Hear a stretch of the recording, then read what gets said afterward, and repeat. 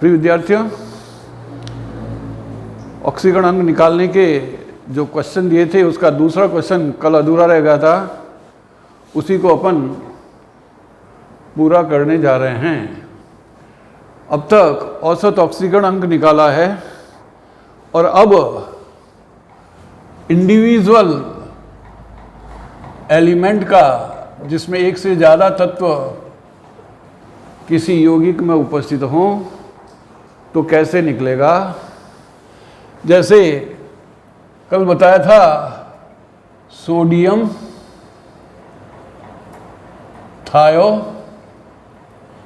Sulphate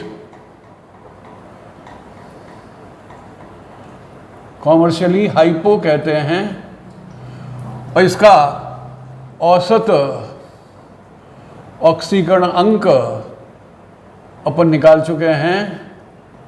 2 × +1 +2 x +3 × -2 बराबर 0। तो 2 + 2x -6 बराबर 0। तो 2x बराबर 4 अतः x बराबर +2। जब कभी भी एक ही तत्व एक से ज़्यादा किसी अणु में, यौगिक में, आयन में उपस्थित है, तो उन दोनों का, तीनों का, चारों का अलग अलग ऑक्सीकरण अंक अगर निकालना हो तो उसका संरचना सूत्र आना जरूरी है। केमिकल बॉन्डिंग में हालांकि अपन पढ़ेंगे रासायनिक बंध वाला जो चौथा चैप्टर है, उसमें आयनिक बंध, सहसंयोजक बंध, उपसहसंयोजक बंध, मगर फिलहाल 9-10 तक जो पढ़ा है उसको ध्यान में रखते हुए आपको संरचना जो मैं बना के दे रहा हूँ खुद को याद रखनी होगी। सोडियम और ऑक्सीजन के बीच में आयनिक बंध है। यह सोडियम ऑक्सीजन आयनिक बंध वाली ऑक्सीजन एक सल्फर के साथ में सहसंयोजक बंध से बंधित है और यह सल्फर दूसरी ऑक्सीजन जो ऋणावेशित है उसके साथ में सहसंयोजक बंध से बंधित है और ऑक्सीजन सोडियम के बीच में आयनिक बंध है। इसी प्रकार सल्फर उपसहसंयोजक बंध सल्फर, सल्फर उपसहसंयोजक बंध ऑक्सीजन, ये इसकी संरचना है। जो 2 वास्तविक नियम बताए थे, फिर बता रहा हूं, कल भी बताया था, 2 समान परमाणुओं के मध्य अगर एक सहसंयोजक बंध उपस्थित है तो इस बंध के कारण दोनों तत्वों का ऑक्सीकरण अंक 0 होगा। यदि दोनों भिन्न भिन्न परमाणु हैं तो उच्च विद्युत ऋणी तत्व का -1 और कम विद्युत ऋणी तत्व का +1 होगा। दूसरा नियम, अगर 2 समान या असमान परमाणुओं के मध्य उपसहसंयोजक बंध उपस्थित है तो इसके कारण दाता परमाणु का +2 और ग्राही परमाणु, दाता यानी जो दान करने वाला है उसका +2 और ग्राही यानी जो ग्रहण करने वाला है उसका -2 ऑक्सीकरण अंक होगा। अपने को इन दोनों सल्फर परमाणुओं के अलग अलग ऑक्सीकरण अंक ज्ञात करने हैं। पहले केंद्रीय सल्फर को देखें। यह ऑक्सीजन के साथ में एकल बंध से बंधित है, सहसंयोजक बंध से, और सल्फर के मुकाबले ऑक्सीजन की विद्युत ऋणता उच्च है, तो इस बंध के कारण इसका -1 और इसका +1 होगा। इसी प्रकार इस बंध के लिए इस ऑक्सीजन का -1 और सल्फर का +1 होगा। यहां सल्फर दाता परमाणु हैं तो सल्फर का +2 और ऑक्सीजन का -2 होगा। और यहां दोनों समान होते हुए भी उपसहसंयोजक बंध है तो सल्फर दाता है केंद्रीय वाला, तो इसका +2 और इसका -2 होगा। अब केंद्रीय सल्फर के ऑक्सीकरण अंकों को जोड़िए। 2, 3, 2, 5 और 1, 6 +6 है और इस दूसरे वाले सल्फर का -2 है। एक ही अणु में 2 भिन्न भिन्न परमाणु हैं, फिर भी उनके ऑक्सीकरण अंक भिन्न भिन्न हैं। हाँ, जहां तक औसत का सवाल है, औसत ऑक्सीकरण अंक वही आएगा जो आपने निकाला है, +6 -2/2, तो ये +2 आएगा, ये +2 था। ऐसे इंडिविजुअल ऑक्सीडेशन नंबर निकालना है। ये सोडियम थायोसल्फेट की बात हुई। Na2S4O6 सोडियम टेट्रा थायोनेट कहलाता है। और पूछा था यहां इन चारों सल्फर के अलग अलग ऑक्सीकरण अंक क्या होंगे। यह प्रश्न नीट में पूछा हुआ है, मेडिकल एंट्रेंस के टेस्ट में, आईआईटी मेंस में पूछा हुआ है, कई स्कूल एग्जामिनेशन में इस यौगिक में चारों सल्फर के अलग अलग ऑक्सीकरण अंक पूछे हैं। पहले इसकी संरचना सूत्र आना जरूरी है। संरचना में फिर वही सोडियम और ऑक्सीजन के बीच में एक आयनिक बंध है, Na, O single bond sulphur, single bond sulphur, single bond sulphur, single bond sulphur, यानी चारों सल्फर आपस में एकल बंध से बंधित हैं। और चौथा सल्फर फिर ऑक्सीजन के साथ में जो ऋणावेशित है एक सहज संयोजक बंध से बंधित है, और यह ऑक्सीजन दूसरे सोडियम के साथ में आयनिक बंध से बंधित है। अब यहां मैं इसको नंबर दे देता हूं, 1, 2, 3 और 4। यहां पहला सल्फर आपका double bond O, double bond O, चौथा sulphur double bond O, double bond O। आप डबल बॉन्ड की जगह कोऑर्डिनेट बॉन्ड भी लिख सकते हैं, उप सहसंयोजक बंधक तीर वाला, क्योंकि अष्टक के नियम के पालन करने के लिए अपन उस समय उप सहसंयोजक बंध की व्याख्या करते थे। और रासायनिक बंध में अपन पढ़ेंगे अष्टक का प्रसार भी संभव है। उस स्थिति में अपन उसे द्विआबंध से बता सकते हैं, चाहे द्विआबंध से बताएं चाहे उप सहसंयोजक बंध से बताएं, आंसर सबका दोनों का एक ही आएगा। अब परिकलित करते हैं। पहला सल्फर, सल्फर 1, इस सल्फर और ऑक्सीजन की विद्युत ऋणताओं में अंतर है, तो इस बंध के कारण इसका +1 है। ये सल्फर ऑक्सीजन के बीच में डबल बॉन्ड है, तो एक बंध के कारण इसका -1, तो दूसरे के कारण -2, तो इसका -2, तो इसका हो जाएगा +2।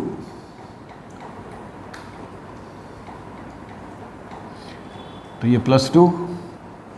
फिर तीसरा, एक सल्फर दूसरे सल्फर के बीच में सहसंयोजक बंध से बंधित है। दो समान परमाणुओं के मध्य सहसंयोजक बंध उपस्थित हो, तो इसके कारण इसका ऑक्सीकरण अंक 0 होगा। इसका ऑक्सीकरण अंक 0 है। फिर सल्फर ऑक्सीजन में ऑक्सीजन की विद्युत ऋणता अधिक है, डबल बॉन्ड है तो 2 नेगेटिव, सल्फर के 2 पॉजिटिव होंगे। यहां सल्फर का 2 पॉजिटिव है, तो 2, 2, 4 और 1 5। इसके अगर अपन काउंट करेंगे तो ये +5 आएगा। तो सल्फर नंबर 1 का ऑक्सीकरण अंक +5 है। सल्फर नंबर 2,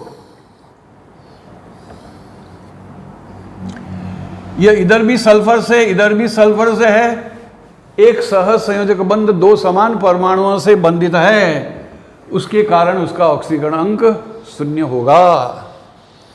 सल्फर नंबर 3, यह 3 इधर भी एक सल्फर से इधर भी एक सल्फर से, तो इस बंध के कारण 0 और इस बंध के कारण भी 0, तो सल्फर नंबर 3 का ऑक्सीकरण अंक 0 होगा। सल्फर नंबर 4, यहां इसके कारण तो 0 है, मगर यह ऑक्सीजन विद्युत ऋणी अधिक है, तो इसका -1, इसका +1। 2 बंद है तो इसका -2, इसका +2। यहाँ इसका -2, इसका +2, यानी इस बंद के कारण तो आया 0, फिर आया +2, फिर आया +1 और फिर आया +2। तो 2 2 4 और 1 5, +5 है। अगर इसका औसत निकाला जाए तो 5 + 0 + 0 + 5 = 10, और 4 सल्फर हैं तो 10/4, 4 दूनी 8, 2 5 चौक 20। औसत ऑक्सीकरण अंक 2.5 आता है। उसको अपन सीधा यहां से निकाल सकते हैं। सोडियम 2 + 1 + 4x + 6 × -2, सभी के ऑक्सीकरण अंकों का योग 0 होगा। तो यह 2 + 4x - 12 = 0। 12 में से 2 गए 10, 4x = 10, अतः x = 10/4, 2.5। ऐसे स्ट्रक्चर खुद को याद रखनी होगी, और 2 वास्तविक नियम जो लिखाए हैं वो आपको खुद को याद रखने होंगे, तब इसका ऑक्सीकरण अंक निकलेगा।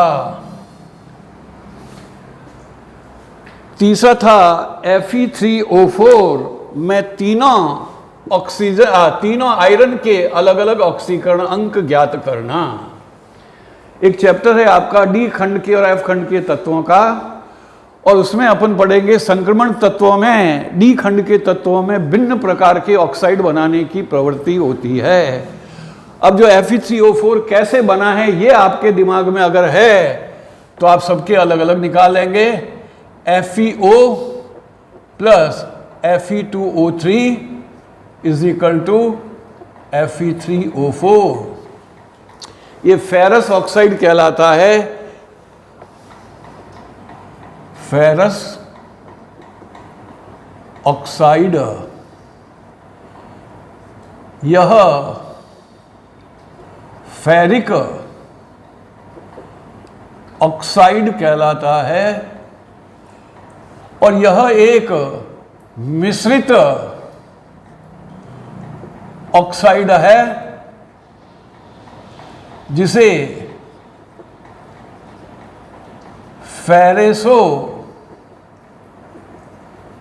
फेरिक ऑक्साइड कहते हैं।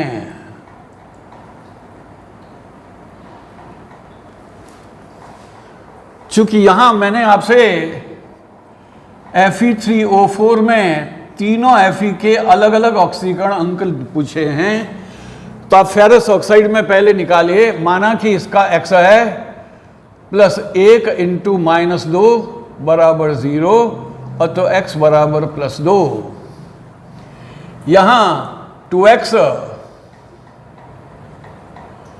+ 3 × -2 = 0, तो 2x = 3 दूनी 6, तो x = 3। यानी दोनों के 3 3 हैं, तो पहले का +2, दूसरे का +3, तीसरे का +3, यानी 3 Fe में से एक का +2 होगा और 2 के +3 होंगे। ये फेरिक ऑक्साइड एक मिश्रित ऑक्साइड है। दिखने में ये दोनों एक जैसे दिख रहे हैं, इसीलिए कंपटीशन में सबसे ज़्यादा पूछा हुआ है। पहले ये बोर्ड में पूछा हुआ था, जब ये 12th क्लास में हुआ करता था ऑक्सीकरण अपचयन। अब यहां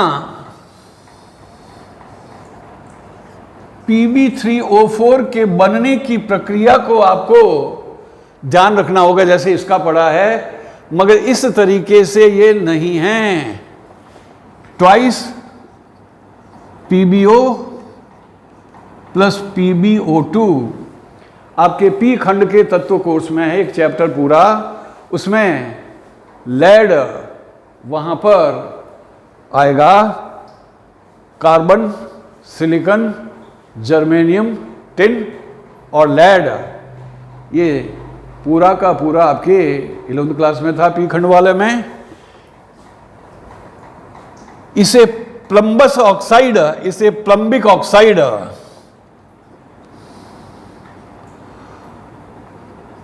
प्लम्बस ऑक्साइड,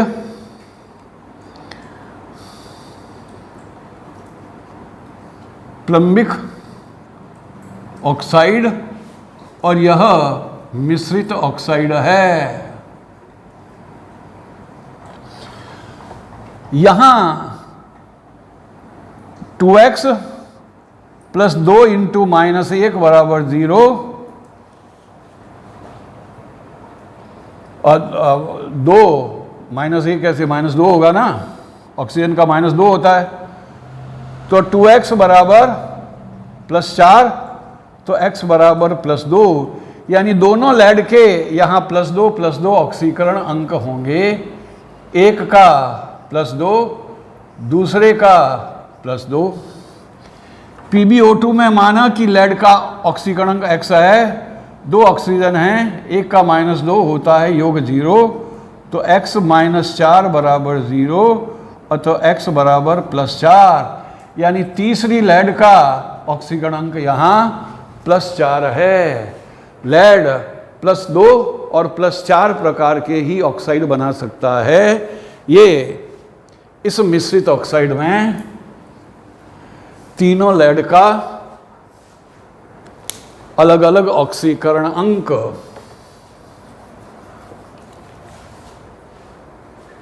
C3O2 को कार्बन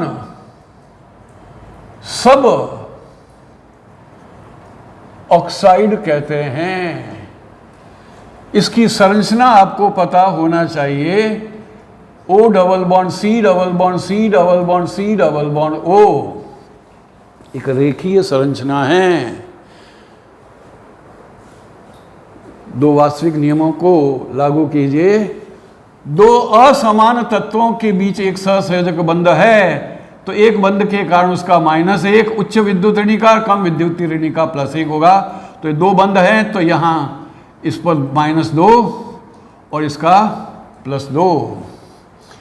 दो समान के बीच में होने पर उसका ऑक्सीकरण अंक 0 होगा।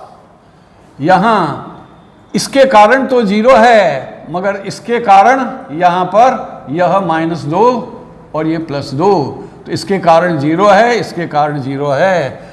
तो कार्बन नंबर फर्स्ट, सेकंड और थर्ड को देखें तो कार्बन फर्स्ट का ऑक्सीकरण अंक +2, कार्बन सेकंड का ऑक्सीकरण अंक 0 और कार्बन थर्ड का ऑक्सीकरण अंक +2।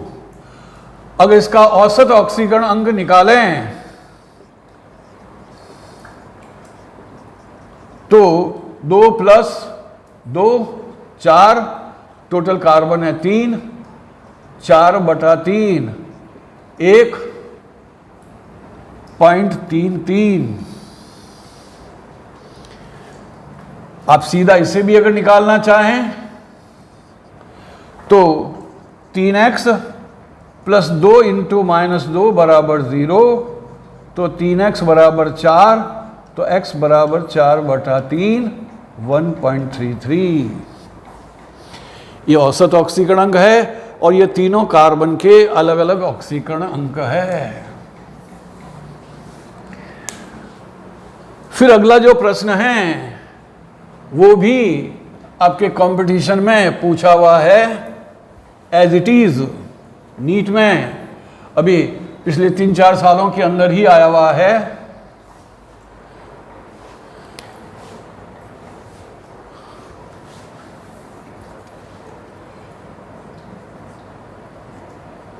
Br3O8 try bromo octa oxide या ऑक्टाक्साइड, या हाइफन डाल करके भी बता सकते हैं, ऑक्टा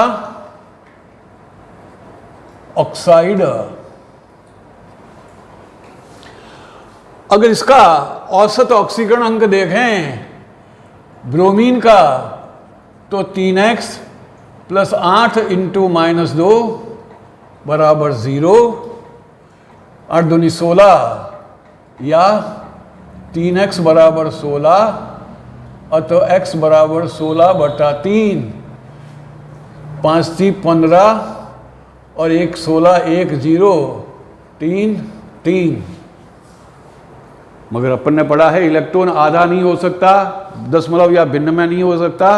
ये तो औसत निकालते हैं इसलिए अपने भिन्न में आता है। अगर तीनों ब्रोमीन के अलग अलग ऑक्सीकरण अंक निकालना हो तो आपको संरचना आना जरूरी है और ये आपको स्वयं को याद रखनी पड़ेगी।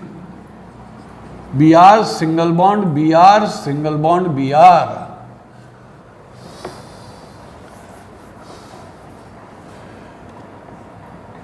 Double bond O,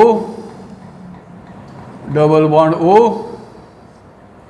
double bond O, double bond O, double bond O, double bond O, double bond O और डबल बॉन्ड O। 1 2 3 4 5 6 7 8 ऑक्सीजन और 3 ब्रोमीन हैं। ध्यान से समझिए, तीनों ब्रोमीन आपस में एकल बंध से बंधित है, अतः इस बंध के कारण दोनों का ऑक्सीकरण अंक 0 होगा। इस बंध के कारण दोनों का ऑक्सीकरण अंक 0 होगा। ये तो ब्रोमीन ब्रोमीन का आया।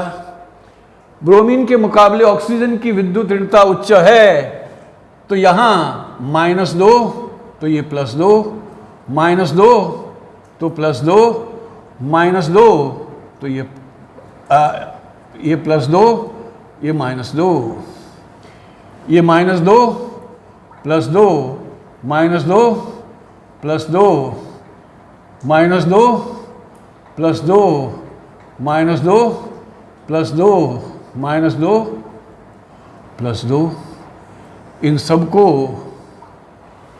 जोड़ लीजिए।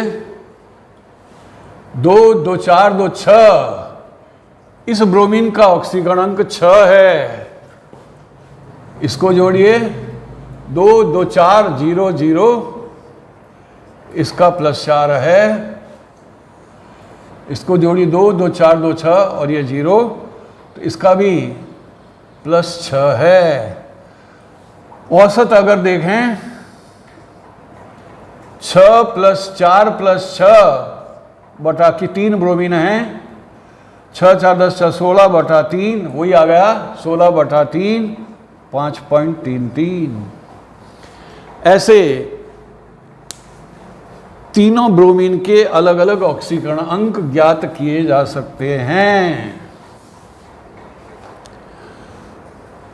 अगला प्रश्न जो था अमोनियम नाइट्रेट का था, जो राजस्थान पीएमटी में, कोई जमाने में राजस्थान पीएमटी हुआ करता था, उसमें पूछा हुआ है कि अमोनियम नाइट्रेट में दोनों नाइट्रोजन के अलग अलग ऑक्सीकरण अंक ज्ञात करो। अब फिर यहां पर आपको केमिकल बॉन्डिंग की जानकारी होना जरूरी है कि इसमें किस किस प्रकार के बंध हैं। NH4 NO3 में एक आयनिक बंध है जो NH4 पॉजिटिव और नाइट्रेट नेगेटिव के रूप में हैं। अब दो अलग अलग हो गए, दोनों के अलग अलग निकाल लो। माना कि नाइट्रोजन का X है, X + 4 × +1, हाइड्रोजन का +1 होता है, टोटल पॉजिटिव चार्ज 1 है बराबर +1, तो X बराबर -3। यहां नाइट्रोजन का देखें, माना कि नाइट्रोजन का X है, 3 ऑक्सीजन है, 1 का -2 होता है, इसका योग -1 के बराबर होगा, 3 दूनी 6, X - 6 बराबर -1, अतः X बराबर +5।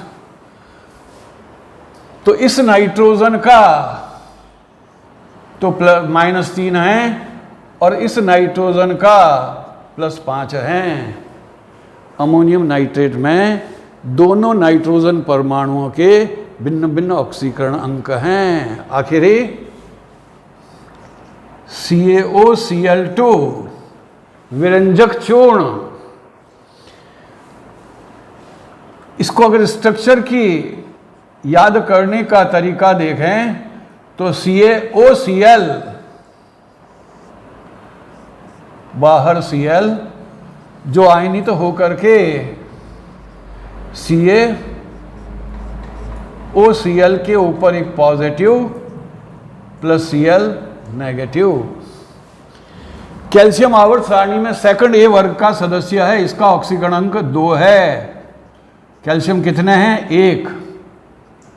ऑक्सीजन 1 है, एक ऑक्सीजन का -2 होता है, और क्लोरीन 1 है, माना कि इसका ऑक्सीकरण अंक x है, इसका योग +1 के बराबर है, तो ये +1, ये -2 और ये +2, तो ये आपका आ गया x बराबर +1। CaOCl2 में एक क्लोरीन का +1 है, और नियमों में पढ़ा है एक परमाणुवीय ऋणायन पर उपस्थित आवेश की मात्रा उसके ऑक्सीकरण अंक के बराबर होगी, अतः इसका ऑक्सीकरण अंक -1 होगा। ऐसे किसी मिश्रित यौगिक में जिसमें एक ही प्रकार के तत्व एक से अधिक हों, तो उनके अलग अलग ऑक्सीकरण अंक उनकी संरचना के आधार पर ज्ञात किए जा सकते हैं।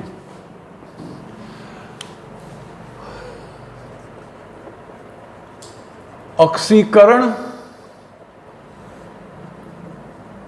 अपचयन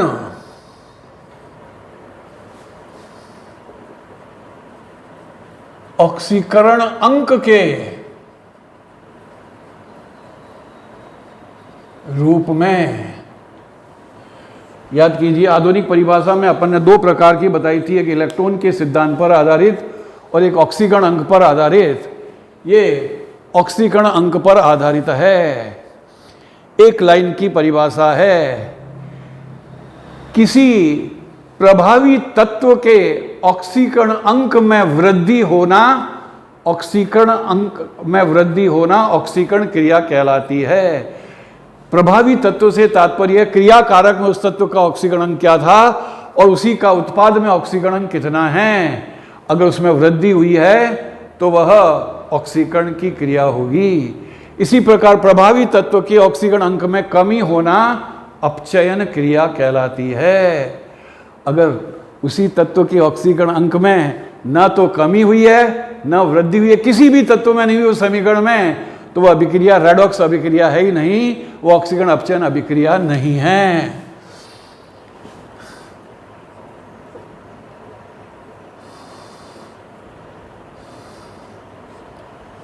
-5, -4, -3, -1, -2,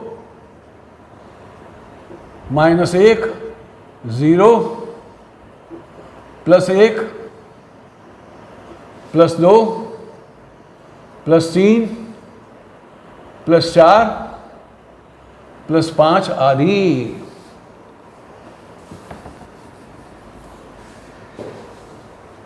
यदि लेफ्ट से राइट की ओर जाते हैं या राइट से लेफ्ट की ओर जाते हैं तो स्पष्ट दिखाई दे रहा है कि ऑक्सीकरण अंक में कमी या वृद्धि हो रही है। मैं यहां लेफ्ट से राइट की ओर जा रहा हूं, बाएं से दाईं ओर, तो ये क्या हो रहा है, ऑक्सीकरण अंक में वृद्धि। जो ऑक्सीकरण अंक में वृद्धि हो रही है तो वह क्रिया ऑक्सीकरण कहलाती है। और जो ऑक्सीकरण की क्रिया करता है वह स्वयं अपचायक होता है। कितना आसान हो गया पहचानना। क्रिया कारक के ऑक्सीकरण अंक में ज्ञात कर लो और उसी तत्व का उत्पाद में ऑक्सीकरण अंक कितना है देख लो। वृद्धि हुई है तो वो क्रिया ऑक्सीकरण की होगी तो वो स्वयं अपचायक होगा। इसी प्रकार अगर राइट से लेफ्ट की ओर जा रहे हैं तो ऑक्सीकरण अंक में कमी आ रही है। ऑक्सीकरण अंक में कमी होने पर यह प्रक्रिया अपचयन कहलाती है, और जो अपचयन की क्रिया करता है वह स्वयं ऑक्सीकारक है।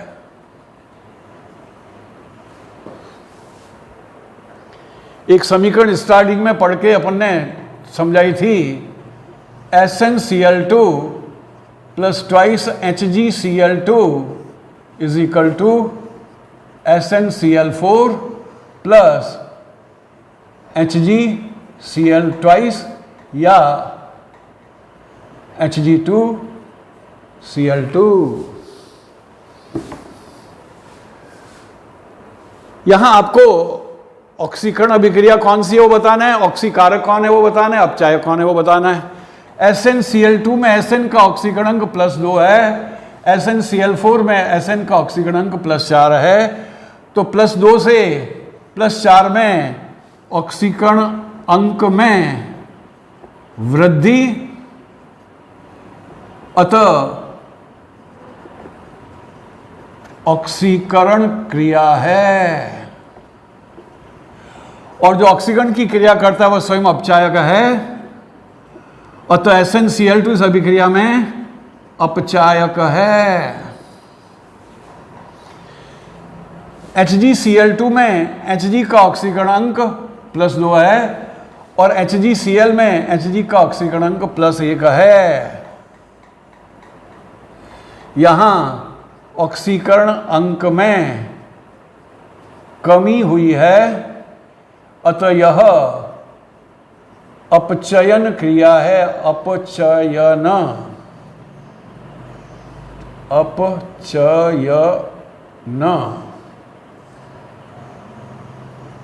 और जो अपचयन की क्रिया करता है वह स्वयं ऑक्सीकारक है। कई समीकरणें आपकी बोर्ड की बुक में मिलेगी, गाइड में मिलेगी, जो अपन पहले पढ़ चुके हैं, उनमें भी कई इक्वेशन मिलेगी। अब आप आसानी से क्रियाकारक और उत्पाद में, या प्रभावी तत्व कौन सा हुआ, Sn, यहाँ प्रभावी तत्व Sn, तो Sn +2 से +4 में परिवर्तित हुआ, या प्रभावी तत्व Hg +2 का Hg+1 में अपचयन हुआ है। यह क्रिया अपचयन की कहलाएगी और HgCl2 स्वयं यहाँ ऑक्सीकारक है।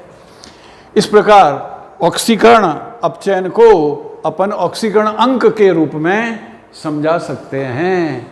किसी भी रासायनिक अभिक्रिया में किसी प्रभावी तत्व के ऑक्सीकरण अंक में अगर वृद्धि हुई है तो क्रिया ऑक्सीकरण है, वह स्वयं अपचायक होगा। ऑक्सीकरण अंक में कमी हुई है तो वह अपचयन की क्रिया होगी जो स्वयं ऑक्सीकारक होगा।